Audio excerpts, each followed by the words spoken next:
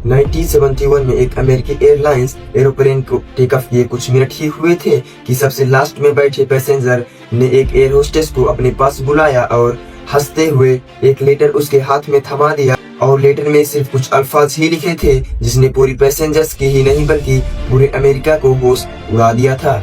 आखिर में वो पैसेंजर्स कौन था और आज भी FBI की नजरों से क्यों गुमनाम है और FBI क्यों नहीं पकड़ पाई है, वो भी जिंदा या मुर्दा। अमेरिका के सबसे पावरफुल इंटेलिजेंस एजेंसी पिछले 60 सालों से उस पैसेंजर्स की थोड़ी सी भी इंफॉर्मेशन नहीं निकाल पाई। तो आइए एक बार फिर से स्वागत है हमारे चैनल HD पाल में। इस कहानी की शुरुआत 24 नवंबर 1971 में पोर्टलैंड के एक एयरपोर्ट से शुरू हुई और आज तक जारी है। एक शख्स जो बिजनेसमैन जैसा ही लगता था, उसने पोर्टलैंड से सिएटल का एक वन वे टिकट बुक किया और सीधा जहाज की ओर निकल पड़ा। उस टाइम अमेरिका के सभी डोमेस्टिक फ्लाइट्स पे कोई तरह की हैवी सिक्योरिटी मौजूद नहीं थी और ना ही तो पैसेंजर की लगेज वाला की पैसेंजर्स की आइडेंटिटी भी जांच नहीं हो पाती थी।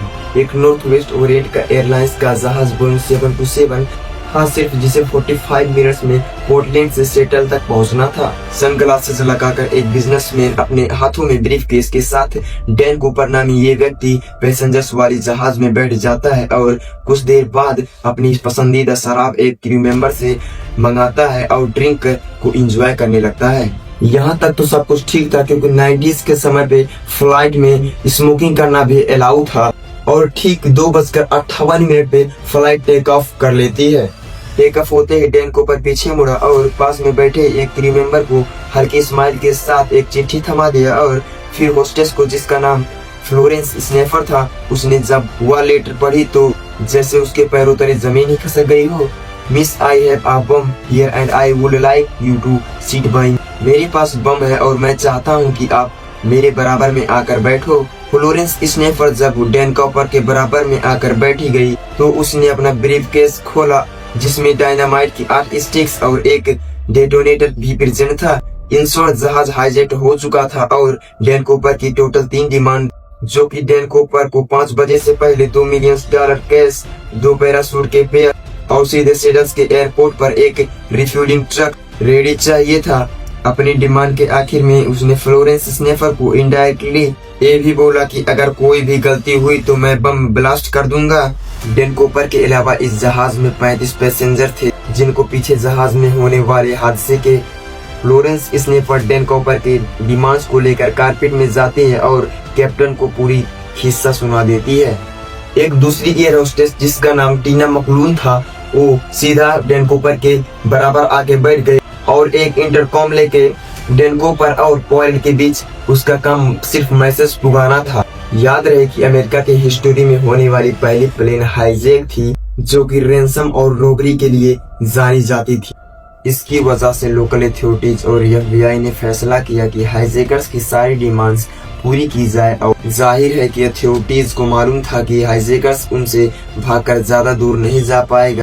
फ्लाइट जिसको सिर्फ 45 मिनट में ही सिएटल में लैंड करना था, अगले 1.5 आवर्स तक एयरपोर्ट के चक्कर लगा रही थी और पैसेंजर्स जो इन सारी एक्टिविटीज से बिल्कुल अनजान थे उनको बताया गया कि टेक्निकल डिफिकल्टीज की वजह से प्लेन की लैंडिंग में दुश्वारी हो रही है। इस दौरान सिएटल नेशनल बैंक से $20 के 10,000 नोट कलेक्ट किए गए और जिनके सीरियल नंबर को नोट कर लिया गया था और एक करीबी स्काई डाइविंग क्लब से 2 पैराशूट्स के जोड़े भी अरेंज कर लिए गए थे।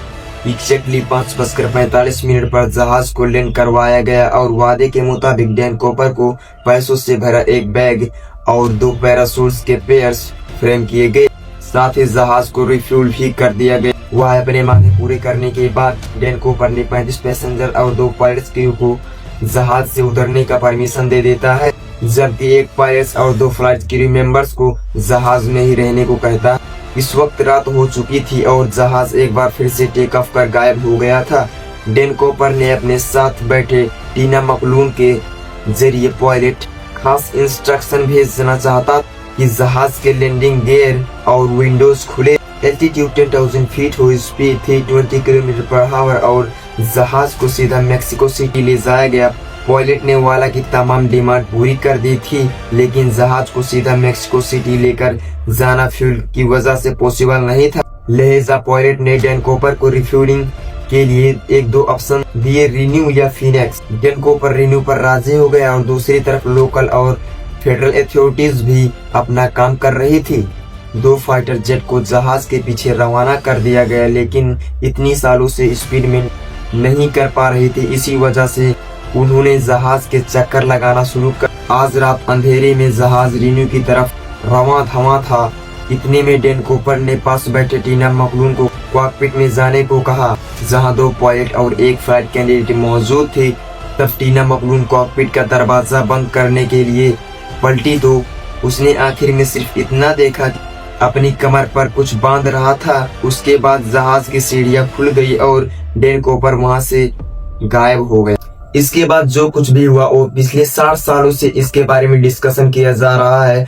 और अंत में जाते जाते आप लोगों से मैं यही कहना चाहूंगा कि अगर जो ये वीडियो आप लोगों का थोड़ा सा भी अच्छा लगा हो या इंफॉर्मेटिव लगा हो तो प्लीज इसको एक लाइक और हमारे चैनल को एक सब्सक्राइब जरूर करें, क्योंकि आप लोगों का यही एक सपोर्ट हमें मोटिवेट करता है एक नई वीडियो बनाने का। सो मिलेंगे नेक्स्ट वीडियो में, तब तक के लिए बाय बाय।